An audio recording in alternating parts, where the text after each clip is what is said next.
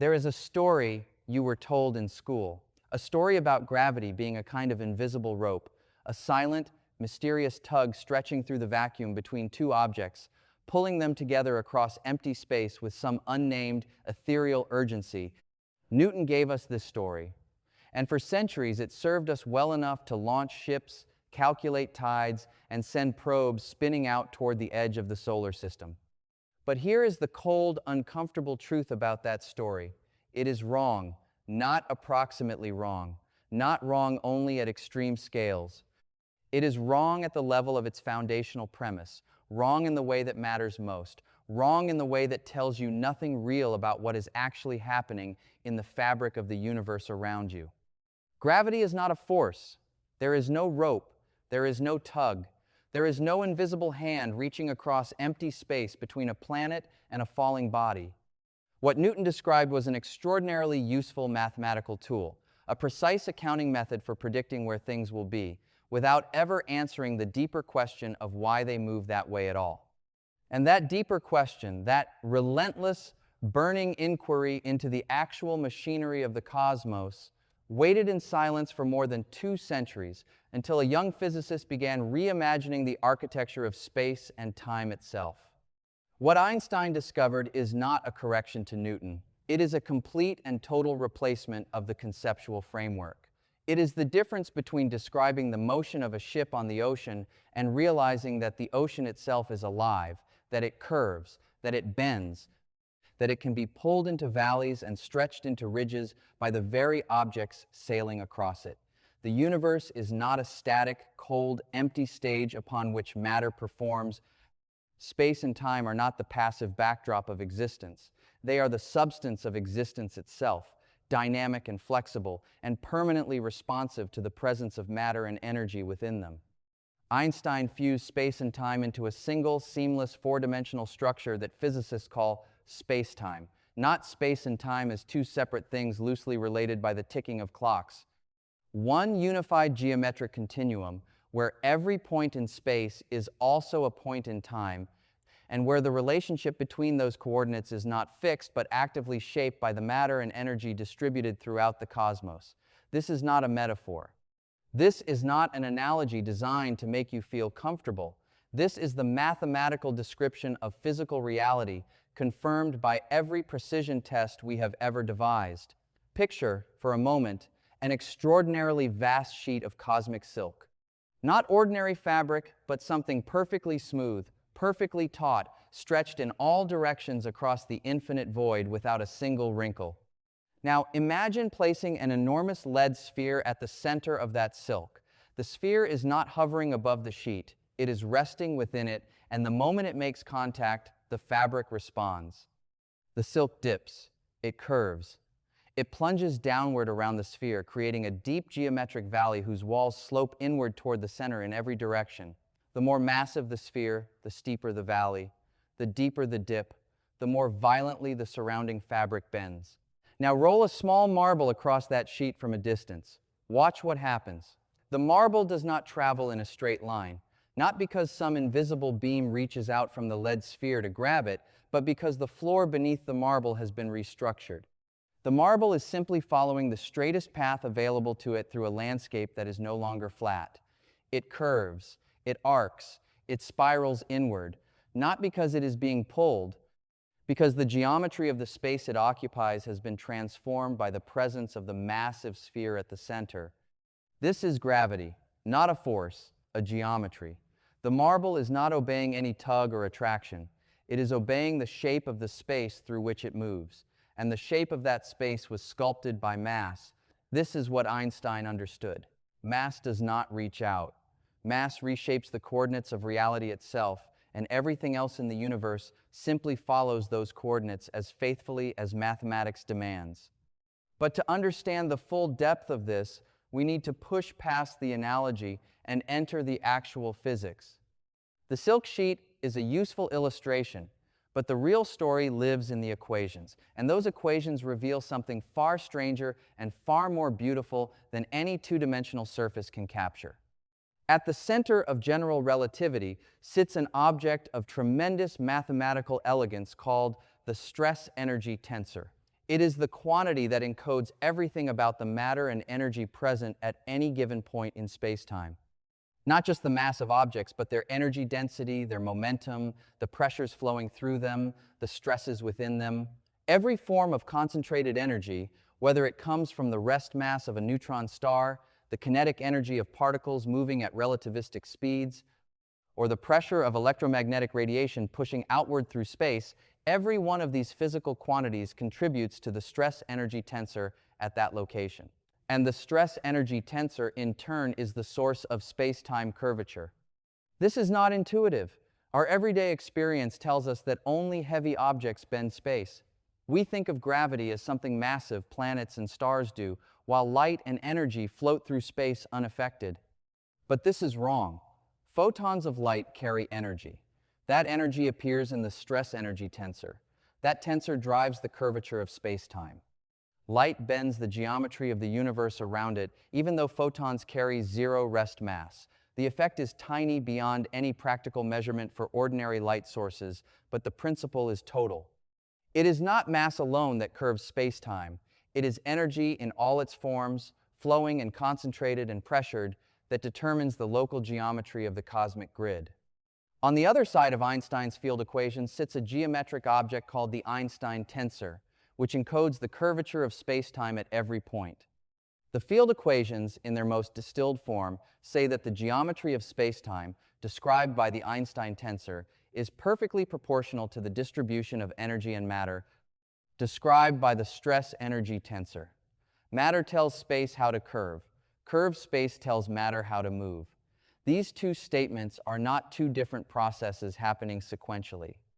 They are a single, simultaneous, ongoing negotiation between geometry and content, playing out at every point in the universe at every moment in time.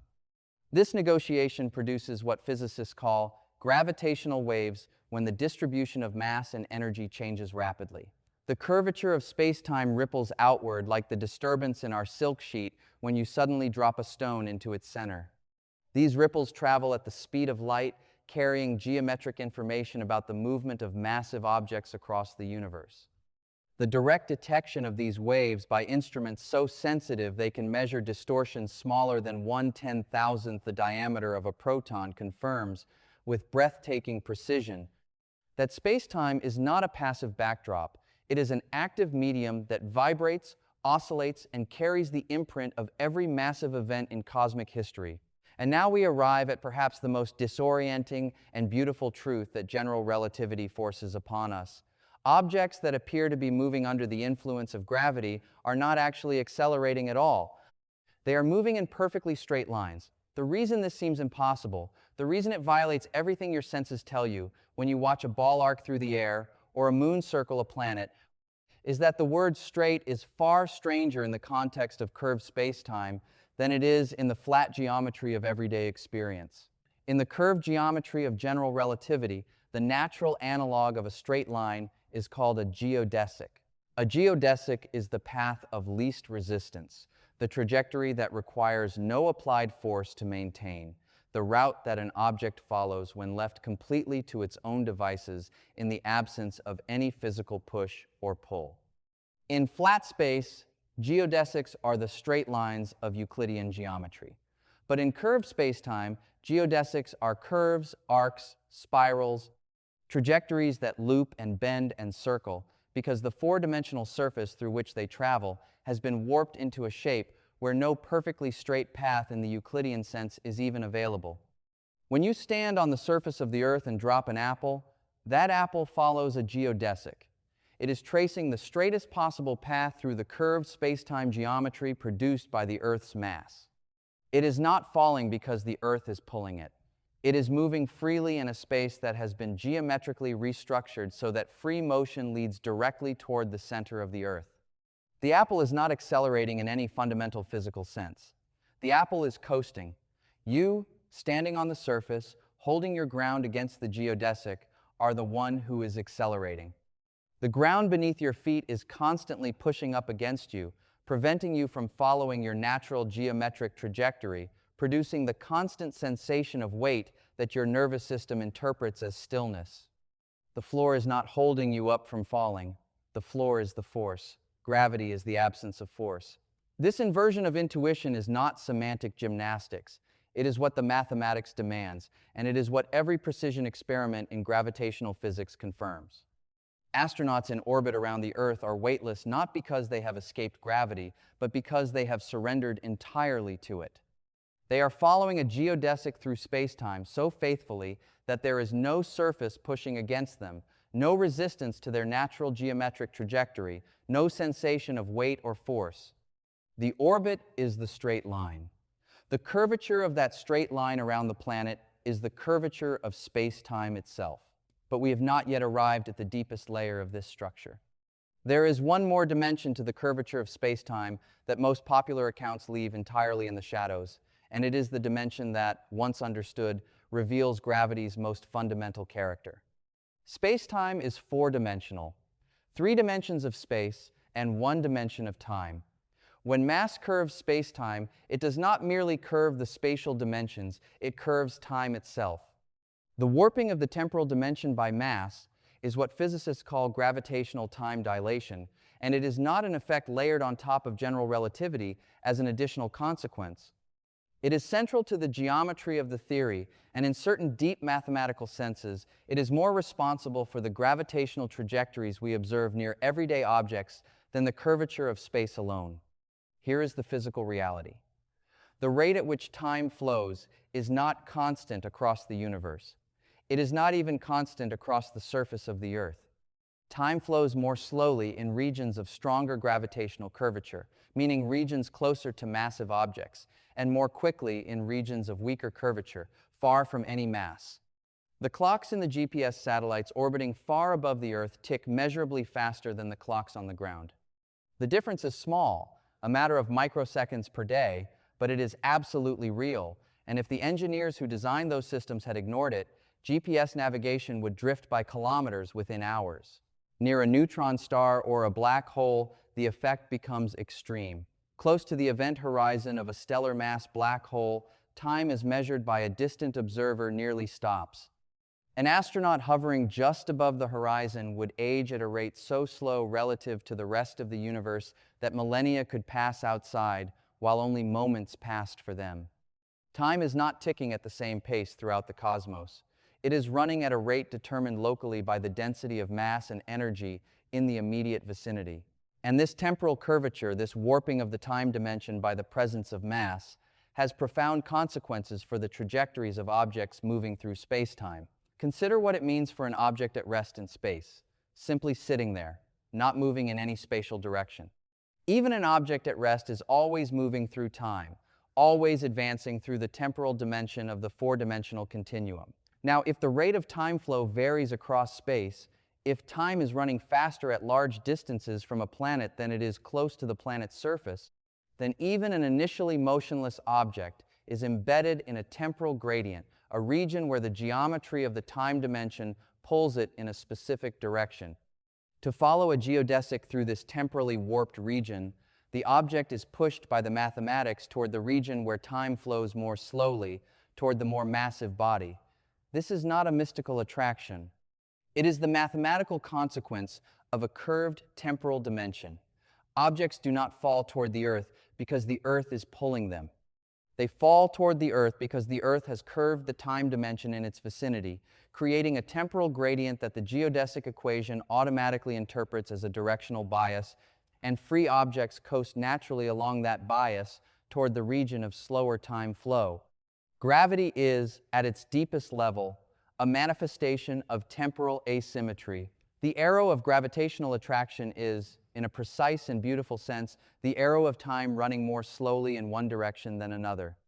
This insight is startling not merely because it is surprising, but because it reveals the geometry of the cosmos to be intimately connected to something we experience as far more personal and immediate than the orbital mechanics of planets. The ticking of a clock, the aging of a body, the passage of time through a life. The universe does not deal in invisible forces and mysterious attractions. It deals in geometry. Every atom of mass you have ever encountered has been subtly reshaping the coordinates of the four-dimensional continuum around it since the moment it came into existence. Every massive body in the cosmos is permanently and continuously sculpting the geometric landscape of space-time, carving temporal gradients, curving spatial dimensions, producing the valleys and slopes and warped geodesics that guide the motion of everything else in the universe. The ground beneath your feet is not inert. The space around your body is not empty in any geometrically trivial sense. It is alive with the curvature generated by the Earth's mass, its atmosphere, its iron core, the presence of the moon, the distant influence of the sun, the cumulative distortion of every planet in the solar system. Every object in the observable universe is embedded in a dynamic geometric field shaped by the collective mass-energy distribution of the cosmos, and the mathematics of that geometry, flowing from the field equations of general relativity, determines with perfect precision how every free object will move. This is the real science behind gravity. Not a force, not a rope, not an invisible attraction reaching through empty space, but the active, continuous, dynamic reshaping of the four-dimensional geometric structure of space-time by matter and energy, producing curved spatial dimensions and temporal gradients that guide the motion of every particle and every photon along geodesics, so natural, so geometrically inevitable, that the objects themselves require no force to follow them. The world revealed by general relativity is not colder or more mechanical than the intuitive picture it replaces. It is far more astonishing. Space and time are not the empty container in which events take place. They are participants, responsive, and flexible, and permanently transformed by the presence of mass.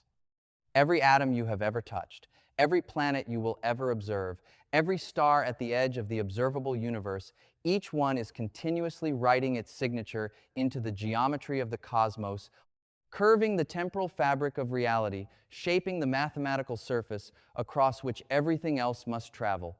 There is a profound and chilling beauty in the recognition that the shape of the cosmos itself is not fixed, that the structure of space and the flow of time are local, variable, and alive with the influence of matter, that what we perceive as weight when we stand on the ground, what we observe as the arc of a thrown stone or the orbit of a moon, is not the product of any force being exerted by any object on any other object, but the natural geometric motion of matter coasting through a universe whose four-dimensional coordinates have been sculpted by mass into forms of breathtaking mathematical complexity and precision.